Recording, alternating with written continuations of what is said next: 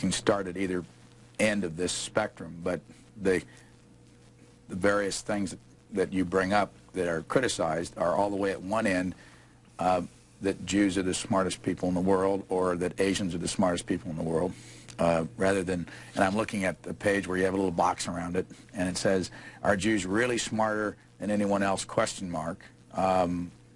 Did you think that end of this discussion would be controversial?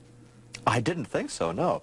It turned out that I was the one who had to put that in, because I said to Dick at one point, gee, you know, we really ought to have a little discussion, because people are always asking about, are Jews really smarter than everybody else, so let's put a box in there.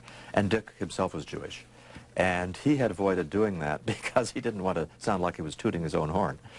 But I thought this was a case of, it's a question that's on people's minds. Why not tell them? Are Jews smarter than anyone else? Yeah, as a group.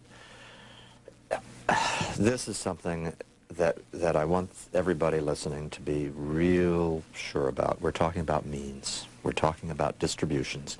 So when I say Jews are smarter than anybody else, what I mean is that this center line going down through that bell curve is further over. It looks different for Jews than it does for non-Jews, and it's further over to the right. You've got huge overlap, so that you've got Jews who aren't very smart, and you've got Gentiles who are brilliant, and they overlap to a lot. Are the means different? Nobody's quite sure how different, but everybody agrees quite a bit. There's somewhere between 7 and 15 IQ points separating the means of Ashkenazi Jews and non-Jews. How does that happen? You can come up with all kinds of theories, but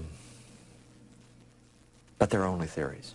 I mean, an obvious one is that over the centuries that Jews have been viciously persecuted, and out of this persecution, and I'm putting it very crudely here, but you had to be real smart to survive. But that's only a theory. Who knows? Were they born that way?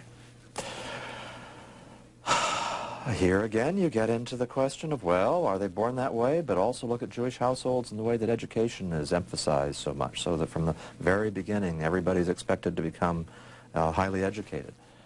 And trying to disentangle that gets very, very tough. And Dick Herrnstein and I certainly don't try to do it for Jews, and we also talk about how difficult it is to try to do it for anybody else.